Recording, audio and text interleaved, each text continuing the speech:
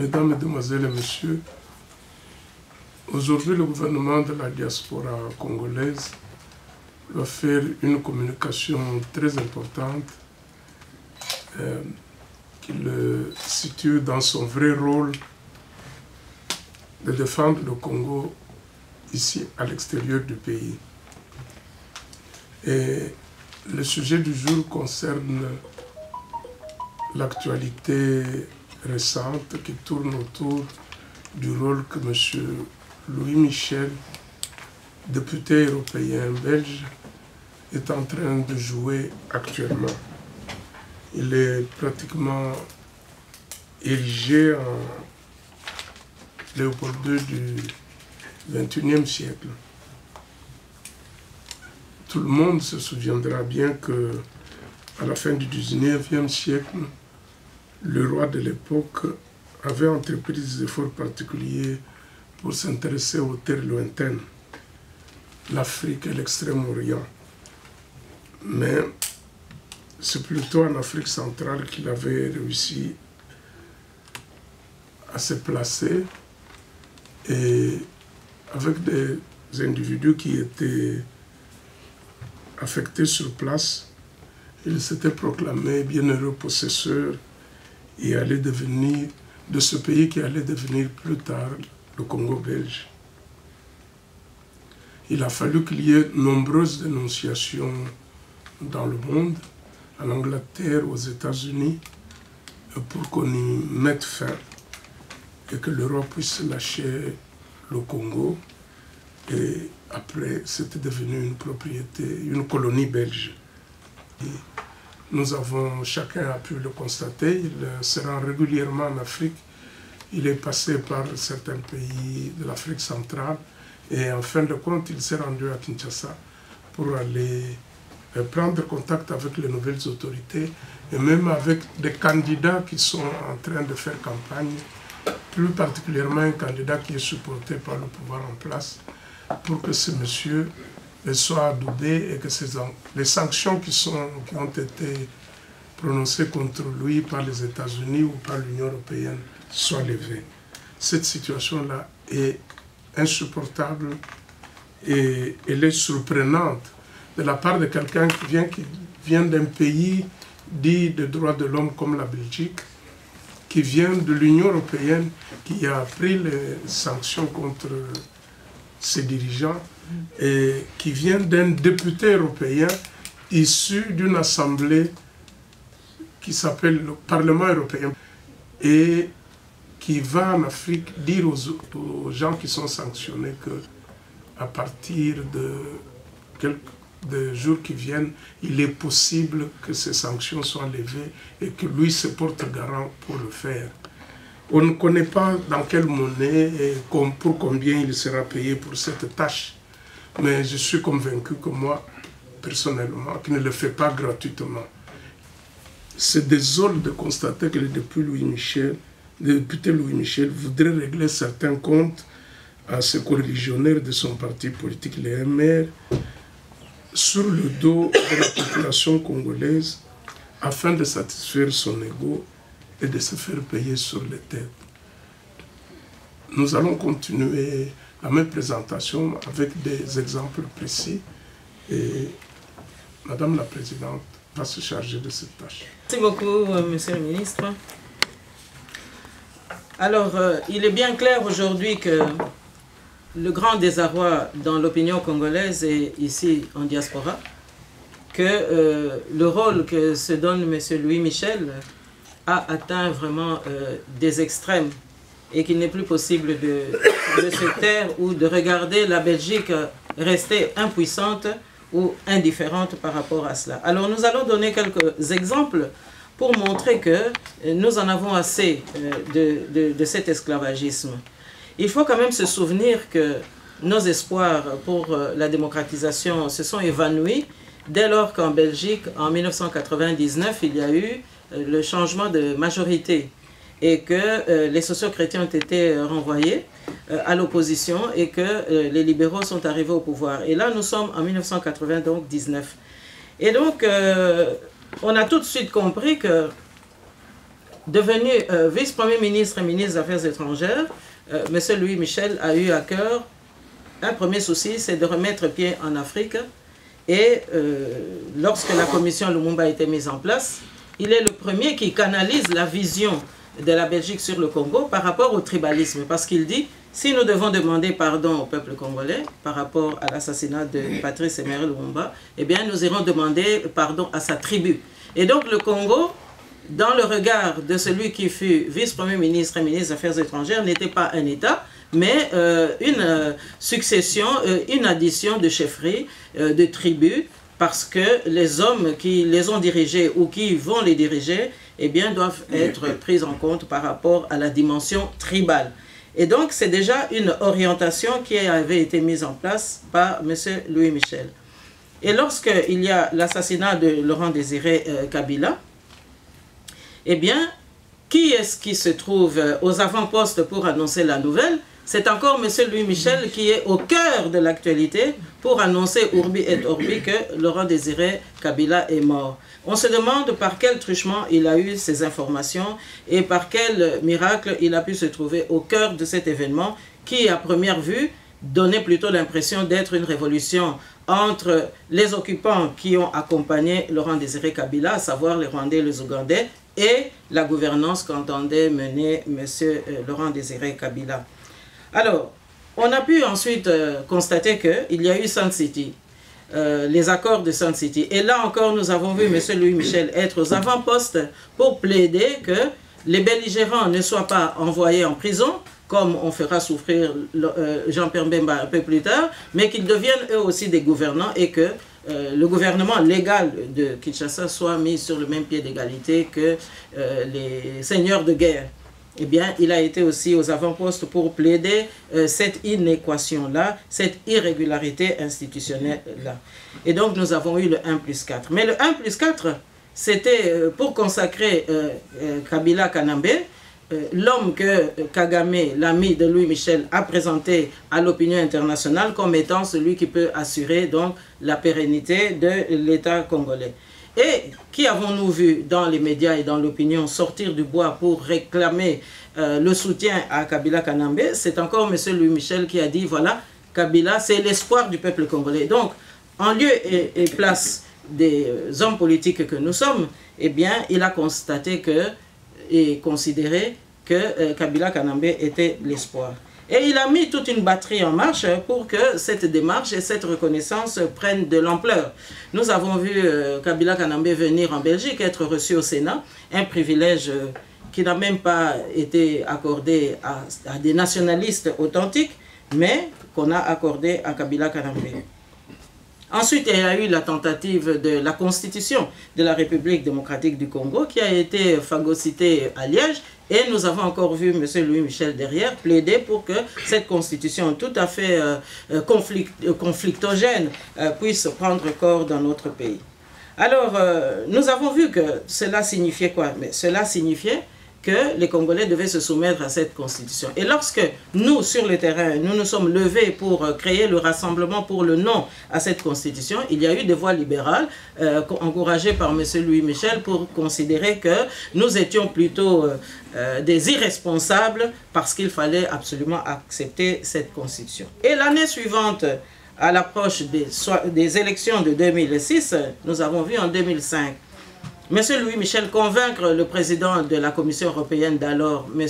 Barroso, de l'accompagner pour le couvrir, aller au Congo et s'adresser au Parlement congolais. J'étais sur place et donc j'ai bien vu ce qui s'est passé et exhorter la classe politique à accepter qu'on puisse prolonger, donc c'était déjà un premier glissement, qu'on puisse prolonger le séjour au pouvoir de Kabila Kanambe, car l'opposition à l'époque avait mis un ultimatum que le 30 juin 2005, tout devait s'arrêter et que la commission électorale indépendante ne devait pas prolonger le séjour ou en tout cas le pouvoir de Kabila, mais qu'il fallait qu'on passe finalement à la phase de la préparation des élections.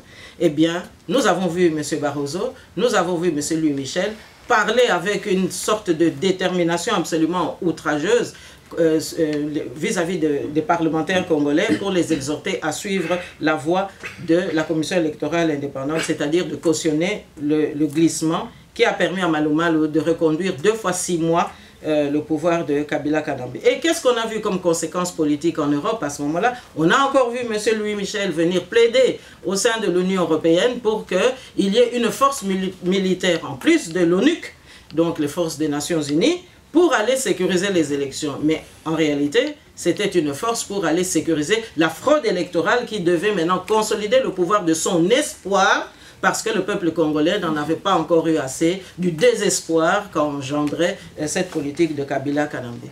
Et alors, en résultat de tout cela, nous qui croyons encore faire notre devoir patriotique en soutenant le 2e candidat qui challengeait Kabila Kanambe au 2e tour, à savoir Jean-Pierre Mbemba, eh bien, Jean-Pierre Mbemba a dû renoncer à sa victoire, puisqu'il a dit, sous pression justement du leader libéral, qu'il acceptait désormais l'inacceptable. Et nous avons vu comment tout cela s'est terminé, avec une guerre en bonne et due forme à Kinshasa, dans la résidence de M. Mbemba. Nous y étions présents, donc nous avons risqué notre vie aussi.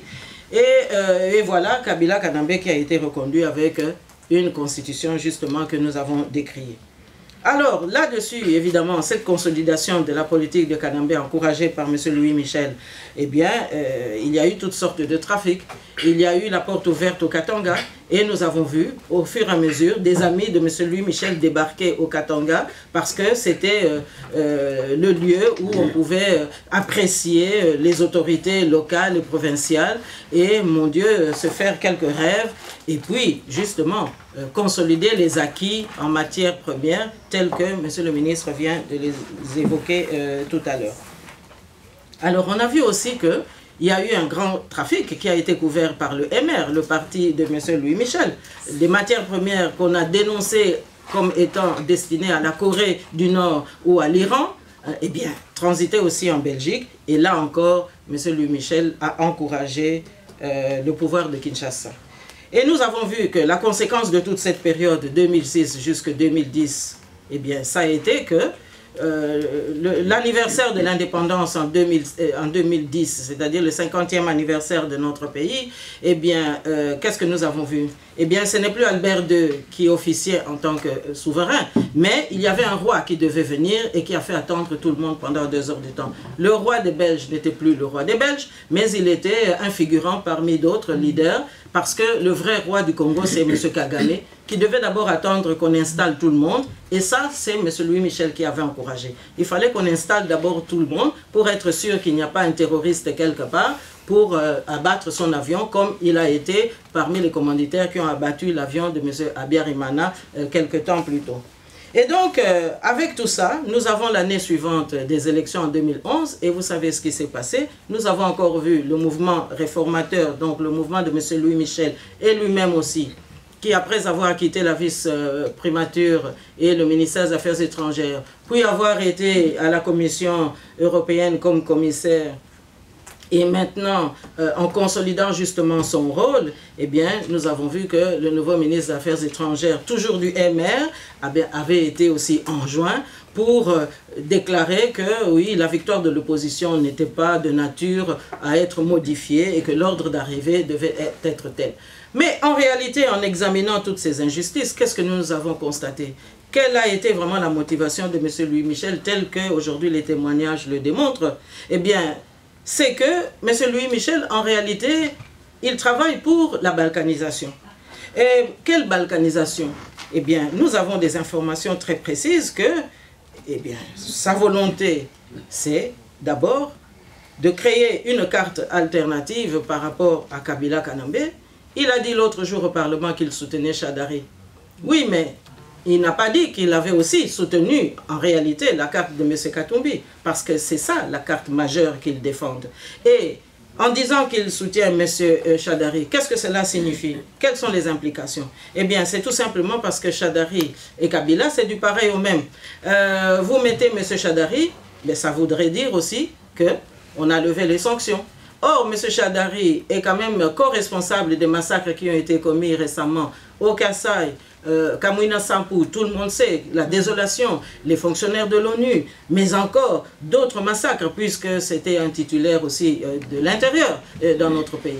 Alors, à partir du moment où on soutient Chadari, mais ça veut dire qu'on soutient la carte qui sous-tend cette candidature-là. Et quelle est cette candidature? Qu'est-ce qu'elle révèle? Mais elle révèle tout simplement que les acquis de Genval 1 et de Genval 2, qu'on a voulu que ce soit à Genève, mais en réalité Genève c'est Genval 2, eh bien c'est tout simplement consolider la dictature, mettre M. Chadari, et alors M. Chadari, si jamais ces élections devaient avoir lieu dans ce calcul-là, eh bien ça voudrait dire que M. Chadari demain pourra prétexter toutes sortes d'excuses, et alors son mentor, M. Kanambe, qui deviendrait maintenant président du Sénat, eh bien de facto, ils allaient maintenant ressusciter la vieille constitution pour dire, mais oui, le président du Sénat peut devenir de nouveau chef de l'État. Et on est reparti pour la même situation. Et donc ça, c'est ce que M. Louis Michel défend. Donc quand il se permet devant un représentant congolais des droits de l'homme dire qu'il défend Chadari, en réalité, il défend la carte qu'il a toujours défendue, c'est-à-dire celle qui part de 1+4 avec Kabila Kanambe et qu'il voudrait pérenniser aujourd'hui. Alors, comment est-ce qu'il s'y est pris pour qu'il ait l'audace d'aller à l'Union européenne dire ce qu'il a dit il y a quelques jours? Mais c'est tout simplement parce qu'il y a une quinzaine d'années, lorsque les libéraux sont arrivés au pouvoir, eh bien, on a bien senti que tout dépendait de M. Louis Michel. Et que M. Louis Michel a même dispatché parfois du personnel politique auprès des dirigeants congolais, et je suis bien placé pour le savoir. Un ancien directeur de cabinet de M. Kabila Kanambe m'avait bien dit un jour, mais madame, s'il y a un problème ici, vous avez un problème, c'est plutôt à Bruxelles qu'il faut retourner, parce que si vous contactez M. Louis Michel, lui, il va téléphoner directement à Kabila Kanambe, et bon an, mal an, le problème administratif peut être résolu. Et donc, j'étais ramené de nouveau à Bruxelles pour essayer de vérifier si cela était vrai. Et j'ai dû constater qu'effectivement, il y avait un téléphone rouge entre le ministère qu'il occupait à l'époque et la présidence de notre pays. Alors, à partir de là, nous avons vu que de fonction en fonction, c'est toujours le Congo qui a préoccupé M. Louis Michel, aux dépens et au détriment des droits de l'homme que nous avons pu décrier pendant toutes ces années. Alors, lorsqu'il a raté la fonction de secrétaire général de l'ONU, eh bien, il s'est rabattu maintenant aux ACP. Et aux ACP, toujours pour avoir une mainmise sur le Congo, pour influencer les décisions sur le Congo. Et nous croyons encore bien savoir que la décision irrationnelle de la France de mettre une anglophone, même si elle parle français, à la tête de l'Organisation internationale de la francophonie, que ça émane encore des interférences de M. Louis Michel. Parce que demain, en cas d'élection frauduleuse, Chadari, par exemple, eh bien, il faut que l'Organisation internationale de la francophonie puisse dire « Ah mais non, il y a eu peut-être quelques irrégularités, mais ce ne sont pas des irrégularités de nature à changer l'ordre des choses. » Et voilà comment on allait encore embobiner l'opinion par rapport à cela. Ça n'a pas suffi. M. Louis Michel, nous l'avons rappelé tout à l'heure, a fait une tournée des capitales africaines, certaines capitales africaines, pour justement conditionner les leaders africains, acquis à sa cause depuis une quinzaine d'années, afin que demain, ils soient de nouveau aptes à accepter l'inacceptable encore une fois. Alors, cette stratégie de domination, cette stratégie de mise sous coupe de leaders africains, eh bien, c'est toujours pour conditionner l'assistance et la fuite donc en avant des autorités européennes par rapport aux exigences du peuple congolais. Alors, cette balkanisation que nous disons, que nous dénonçons ici, eh bien, c'est tout simplement de couper le Congo en trois. Nous avons reçu un rapport venant justement d'Allemagne, d'intervenants, correspondants en Allemagne, pour nous dire que voilà, il est prévu une république du Kivu. Excusez-nous du dessin qui est un peu approximatif, mais on voit très bien que le Katanga est destiné, dans cette stratégie de Louis Michel, de devenir une république, et que la partie ouest serait donc laissée à ce que nous connaissons aujourd'hui comme République démocratique du Congo. Alors que le peuple congolais a dit non à la balkanisation, et donc voilà les raisons pour lesquelles M. Louis Michel a été dire au Parlement européen que il fallait qu'on lève les sanctions, tout simplement pour rendre beaucoup plus flexible et beaucoup plus négociable la carte de Chadari, qui en réalité cache la volonté de réinstaller M. Katumbi. Or, M. Katumbi, au regard de la Constitution, ne répond pas à certaines exigences. Alors, qu'est-ce que l'opinion congolaise constate en outre? Eh bien, c'est que on nous a dit qu'il fallait une candidature de l'opposition. Mais on va remarquer tout de suite que Genval 2, c'est-à-dire Genève, ça n'a même pas réuni toute l'opposition. Mais que ça a été une opposition sélective, une opposition conditionnée pour permettre que, le cas échéant, si la carte Chadari ne passe pas, eh bien que ce candidat unique de l'opposition puisse garantir que M. Katumbi sera de nouveau réintroduit dans le jeu. Et là, on ne parle pas des opposants que nous sommes. On ne parle pas de la diaspora politique responsable. On ne parle pas du gouvernement de la République démocratique du Congo en diaspora que nous représentons. Et tout cela est mis de côté. Alors, ça nous amène à exiger 3 éléments. Au niveau du gouvernement belge, nous sommes de ceux qui, aujourd'hui, voulons placer la Belgique devant ses responsabilités. Il n'est pas possible de comprendre comment, pendant presque 20 ans, un seul homme ait pu conduire la politique étrangère de la Belgique, sous couverture que c'est l'État belge, alors qu'on voit bien les dégâts sur le plan local, qu'il y a manifestement des conflits d'intérêts. Et nous demandons donc quel est l'acte juridique que la Belgique a pu consentir pour que M. Louis Michel se sente autorisé, député ou citoyen de Jodogne, ou hier vice-premier ministre ou ministre des Affaires étrangères, et que par toutes ces étapes, il se soit toujours senti autorisé à prendre des décisions d'impérium sur la République démocratique du Congo contre la majorité du peuple congolais. Alors, aujourd'hui, nous avons 10 à 12 millions de morts. Mais ces 10 à 12 millions de morts, même si on peut discuter sur les chiffres, mais nous savons qu'au moins 8 millions de morts sont déjà tombés depuis 15-20 ans. Mais ces 8 millions de morts, mais ça représente pratiquement la population de la Belgique. Est-ce qu'on peut s'imaginer un seul instant que la Belgique puisse disparaître sans que le monde entier ne s'émeuve et ne réagisse? C'est ce qui nous pousse à dire que, en ce qui concerne l'Afrique centrale, il y a une politique de 2 poids 2 mesures par rapport à la politique que les pays occidentaux nous appliquent. C'est-à-dire un petit viol ici, je déplore cela car je suis une femme et je sais ce que c'est comme souffrance, mais un petit viol ici ou un grand drame de viol ici, eh bien les commanditaires vont en prison. Mais on massacre des millions de femmes au Congo et l'ancienne puissance coloniale n'est même pas en mesure de mobiliser son opinion pour qu'on y mette fin. Parce qu'il y a des complicités évidentes, évidemment, avec ceux qui occupent notre pays, et au premier chef, le Rwanda, et au deuxième chef, l'Ouganda. Et donc, nous demandons que toutes ces victimes puissent un jour obtenir réparation. Et en plaçant la Belgique devant ses responsabilités, c'est tout simplement parce que nous ne sommes jamais caché qu'il est européen, qu'il est une personnalité qui compte dans son pays. Et bon, ces victimes demandent réparation financière.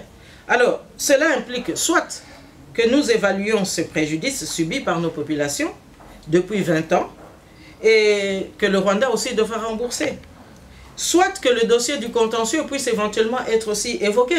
Parce que finalement, l'impunité qui court en Afrique centrale est nourrie aussi par l'impunité qui a couvert aussi la Belgique pendant toutes ces années, au point qu'un homme puisse se sentir autorisé à bafouer la souveraineté d'un autre État, mais tout simplement parce qu'il se sent inviolable, intouchable, hein, et tout à fait toléré à faire ce qu'il fait.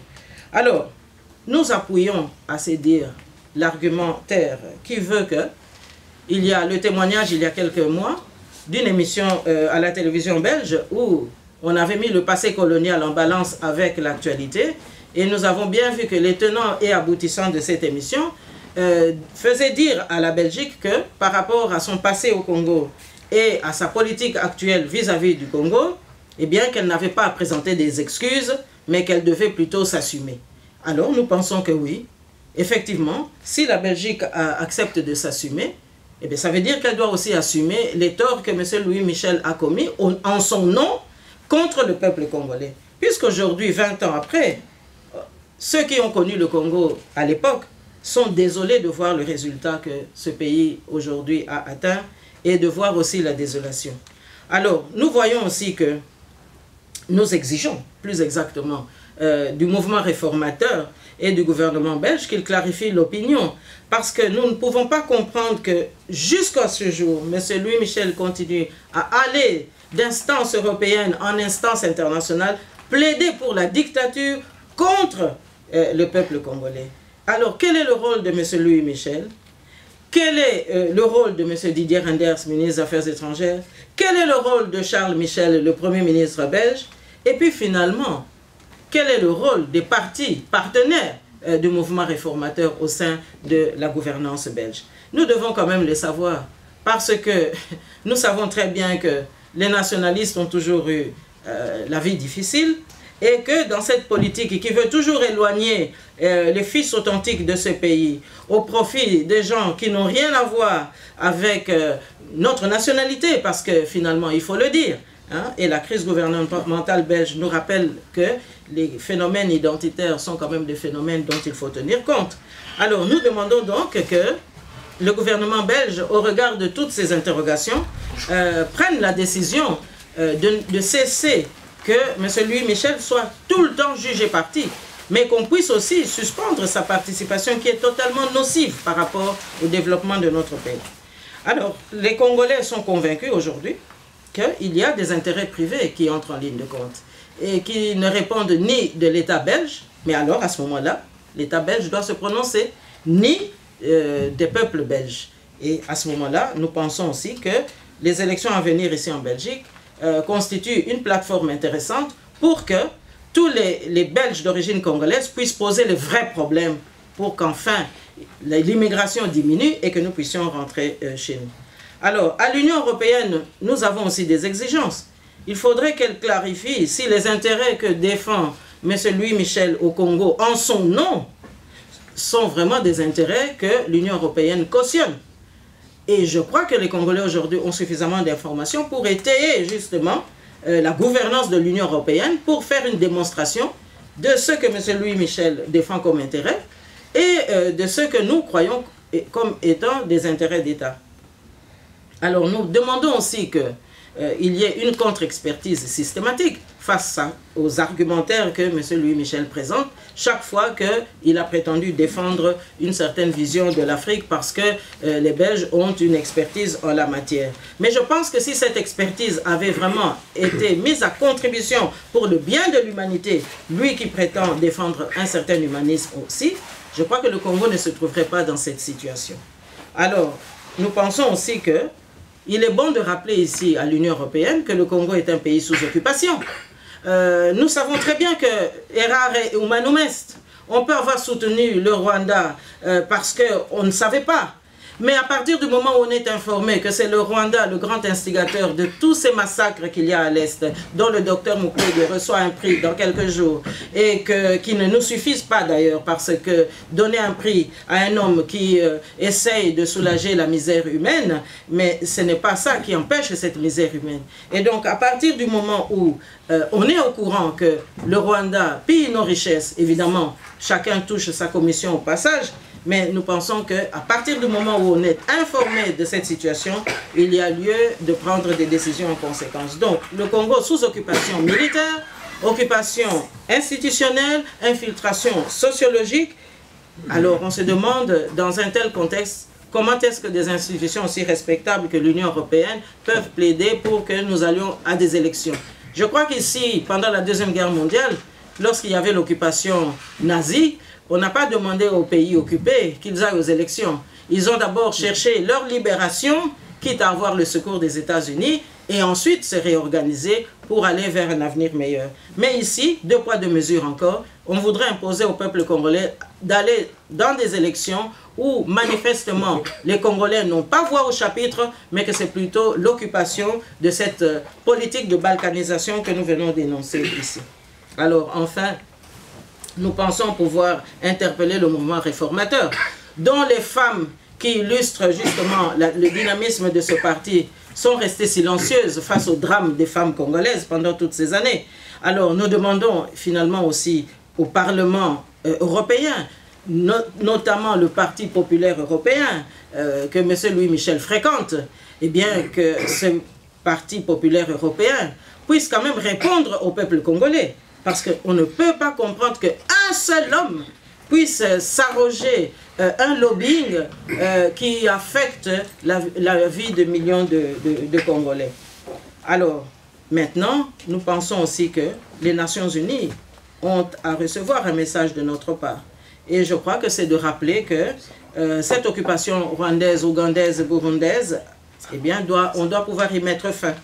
Et je pense que si les Nations Unies ont encore une fierté, une dignité à sauvegarder, c'est de démontrer que ces Nations Unies tiennent compte de la misère du peuple congolais et que bientôt, ces Nations Unies pourront alors mettre leurs efforts pour que cette occupation rwando-ougandaise puisse prendre fin.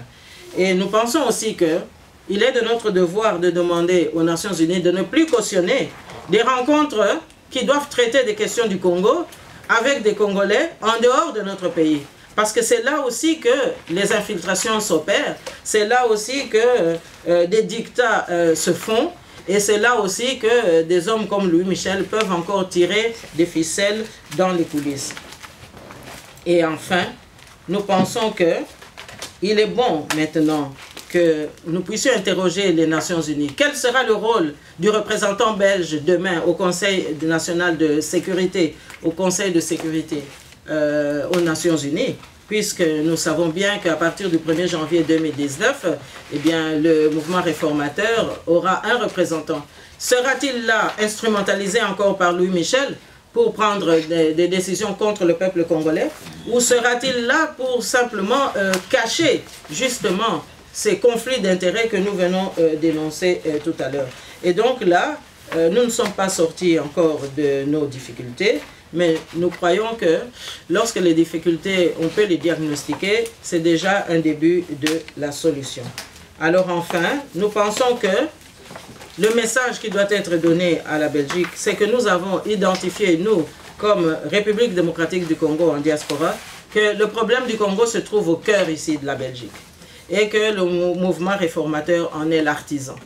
Et nous croyons que si la Belgique veut sauvegarder les relations entre les deux peuples, ce que nous appelons de tous nos voeux, et ce que nous n'avons jamais cessé de défendre, eh bien il est grand temps qu'on puisse stopper les extraits et les excès plutôt de M. Louis Michel, parce que nous croyons que maintenant c'est contre la Belgique que tout ce comportement est en train de donner comme leçon et comme conséquence.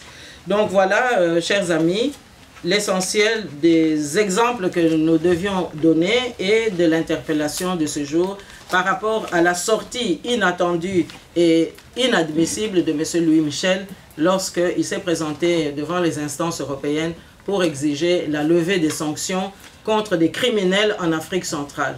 Et donc, je vous remercie pour votre attention. Cheikh Fita pour Info en ligne de Congolais de Belgique. Une première question. Est-ce que, par rapport à tout ce que vous avez fait comme déclaration, est-ce qu'il y a un document officiel? Si oui, et à envoyer à qui? Mais écoutez, oui, nous avons entrepris des démarches pour rencontrer ici et là des instances de droit pour que nous puissions effectivement passer ce message. Et donc, je pense que nous pouvons quand même vous faire comprendre qu'il y a toujours une discrétion en amont, quitte à ce que vous puissiez avoir des précisions en aval le moment venu. Micro de Pasteur Bobo, MPB TV. Pourquoi pas un mouvement des Gilets jaunes congolais pour stopper Louis Michel? Ah ben je pense que, merci, la question m'est adressée, je pense, directement. Je pense que oui, c'est une vue, c'est plus qu'une vue d'esprit, c'est vraiment une réalité. Mais vous avez quand même pu apprendre que la base de la diaspora a pris des initiatives dans les jours qui viennent pour justement s'exprimer dans ce sens-là. Et je crois que nous devons encourager justement ce mouvement, nous devons encourager cette détermination, mais nous devons aussi rencontrer ceux qui prétendent être les amis de M. Louis Michel. Il a quelques amis en Flandre, et donc je crois qu'il y a des hommes raisonnables en Flandre que nous pouvons aussi saisir. Mais c'est quand même triste que presque 60 ans après notre indépendance, que la plus grande plaie de notre pays soit encore causée par la Belgique. Ça montre qu'il y a aussi en Belgique des hommes qui n'ont pas tiré des leçons du passé, qui ne se rendent même pas compte que nous vivons dans un monde globalisé et que dans ce monde globalisé, l'intérêt de tous, c'est quand même qu'il y ait un minimum de paix dans chaque pays, puisque le Congo n'a jamais refusé une bonne collaboration loyale avec ses partenaires traditionnels. Mais le traitement qui a été infligé au peuple congolais, et notamment avec le comportement de M. Louis Michel, dont l'arrogance aussi parfois dépasse aussi certains excès d'ordre juridique, eh bien, ce comportement qui a été infligé au peuple congolais, c'est une profonde injustice.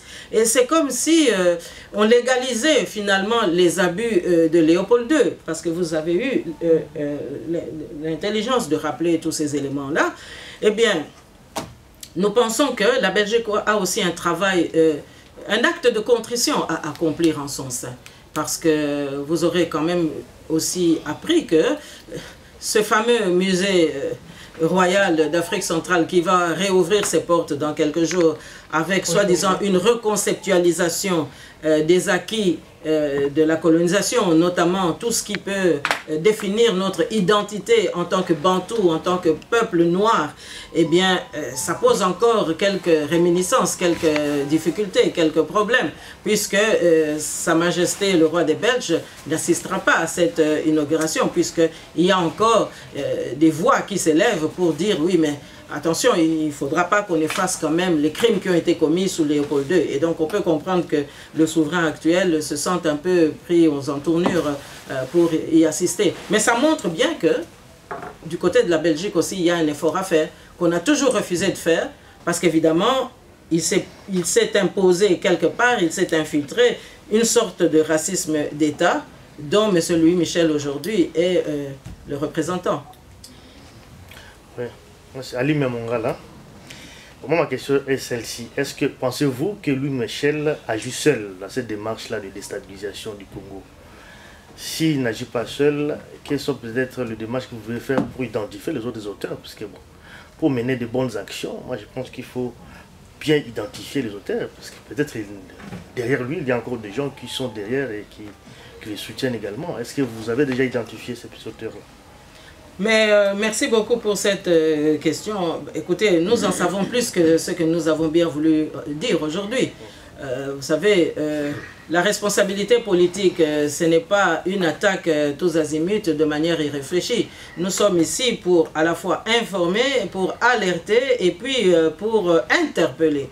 Et je pense que votre préoccupation pourra venir en son temps si la Belgique ne se réforme pas, si la Belgique ne s'amende pas, si la Belgique ne fait pas un effort de répondre aux questions élémentaires que nous avons soulevées ici. Parce que ce que nous disons ici, c'est de dénoncer en fait les exagérations d'un seul homme, mais qui finalement a une boulimie des fonctions tout simplement pour avoir la même mise au Congo.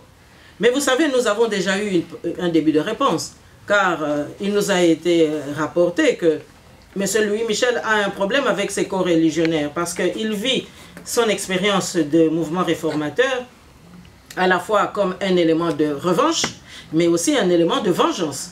Parce que la revanche, c'est qu'il en avait assez qu'on le considère un peu comme le secrétaire particulier de M. Jean Gol.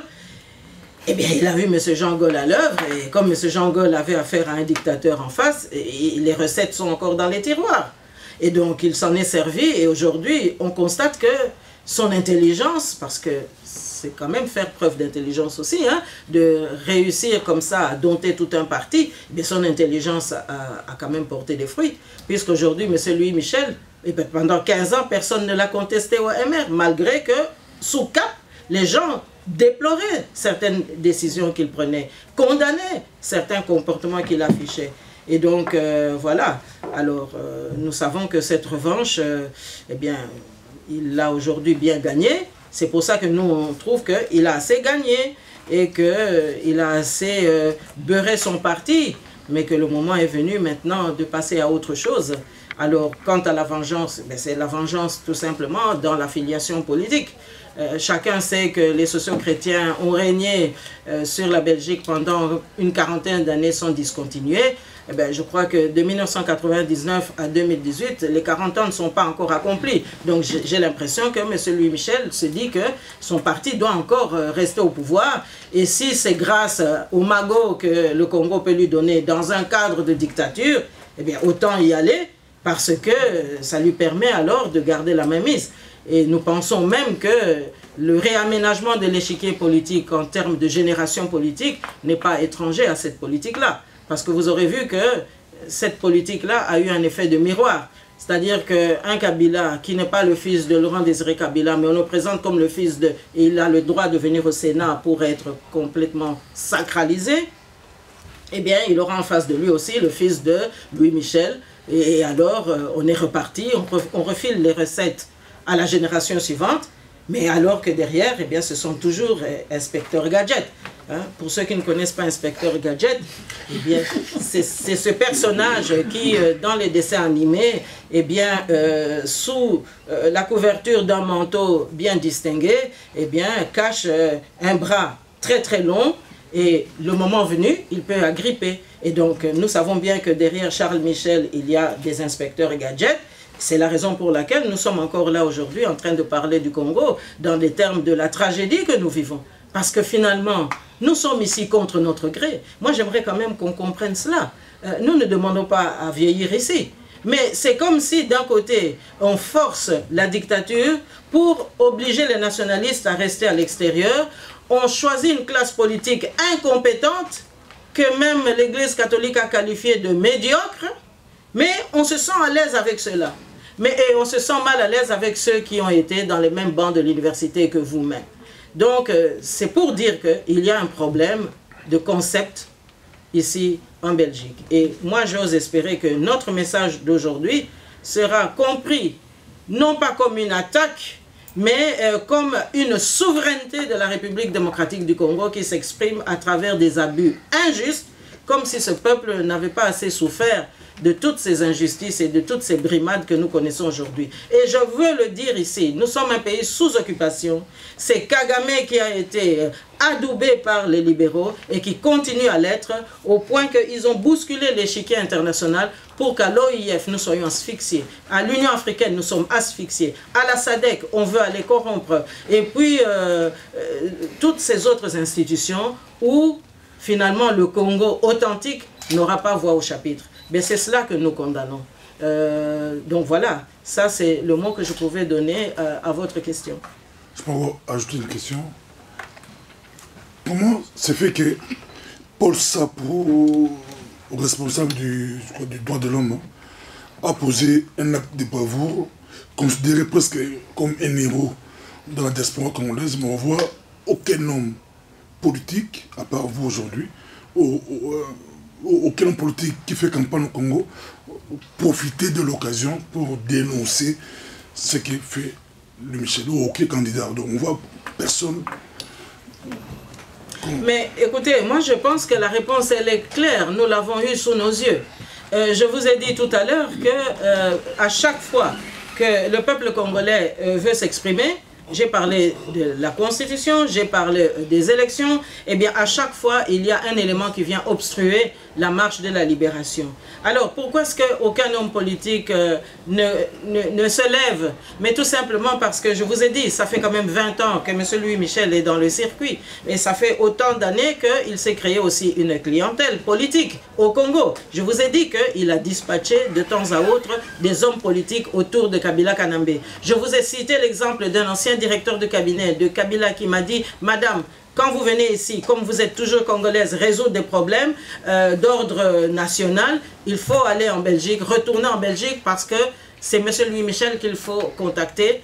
Il va contacter, à son tour, il va téléphoner à M. Kanambe. Et donc, c'est pour vous dire que il s'est comporté en gouverneur général du Congo pendant toutes ces années. Il s'est comporté en homme fort. Il s'est comporté aussi en Léopold II du 21e siècle. Parce que pour lui, nous ne sommes pas un pays indépendant, nous ne sommes pas des personnalités politiques, nous sommes simplement des chefs de tribus. Hein, et que, mon Dieu, c'est très facile de diviser, de monter une tribu contre l'autre. Il suffit de voir quelle est la rhétorique qui gangrène un peu les relations politiques aujourd'hui dans notre pays, alors qu'on était censé nous dire que nous allons vers des élections. Donc c'est bien pour vous dire que ce despotisme que dénoncent certains libéraux d'ailleurs en coulisses, eh bien c'est un despotisme qui s'est nourri justement de cette omnipotence que M. Louis Michel a eue, dans sa revanche, justement, de la position de Parsec qu'il a eue, Parsec, c'est-à-dire de secrétaire particulier de M. Jangon, et qu'il avait envie maintenant de conjurer. Donc, c'est pour vous dire que il y a eu de la corruption en amont, d'après tous les éléments que nous avons réunis. Je répète encore une fois que ce n'est pas Justine qui vient raconter ici des histoires, mais c'est une responsable politique, une présidente de la diaspora qui a reçu toutes les informations utiles pour venir ici en faire état. Et donc, M. Louis Michel sait très bien qu'il y a eu de la corruption en amont. Il sait aussi qu'il y a eu de la corruption en aval. Et que c'est cette clientèle-là. Je vous cite un exemple. Comment expliquer que depuis Sun City, ce sont toujours les mêmes qui tournent en rond? On ne convoque pas toute la classe politique. Est-ce que vous pouvez me l'expliquer, hein? Lorsque ça convient aux libéraux que, par exemple, un Olivier Kamitatou soit avec Mbemba, il est avec Mbemba, il est secrétaire général du MLC. Et lorsque maintenant il faut trouver des arguments pour soutenir Kabila Kanambe, on demande aux uns et aux autres de quitter le MLC pour aller au PPRD, ou en tout cas dans la majorité de Kanambiennes au pays. Et lorsque les choses doivent évoluer, on demande à un ancien gouverneur du Katanga et les précédents de quitter le PPRD pour venir être des opposants. Et vous aurez constaté que même la presse belge ne parle plus de la lutte que nous menons, ne parle plus de la légitimité historique que nous représentons. Mais non, Katumbi est devenu l'opposant historique. Et même TV5 est assujetti à cette rhétorique-là.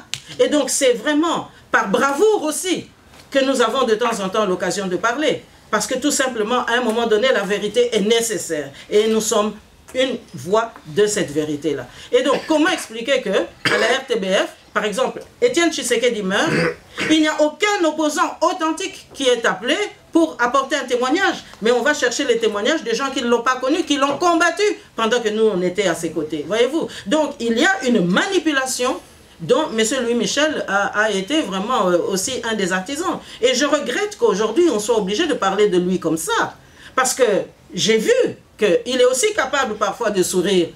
Mais il a été intraitable vis-à-vis du peuple congolais. Alors, est-ce que c'est la soif seulement d'argent, la soif de cette revanche qui peut justifier cela? Ou bien est-ce que c'est aussi l'irresponsabilité de la classe politique belge, qui a peut-être aussi bouffé au passage, excusez-moi l'expression, hein? Parce qu'à un moment donné, quand les pillages arrivent, eh bien, et qu'à Anvers on peut liquider tel ou tel petit colis, il y a peut-être des amis qu'on doit aussi satisfaire.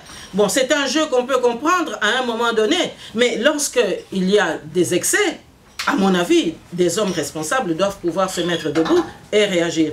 Et moi, j'aimerais qu'on comprenne quand même que le Congo a toujours été l'ami du peuple belge.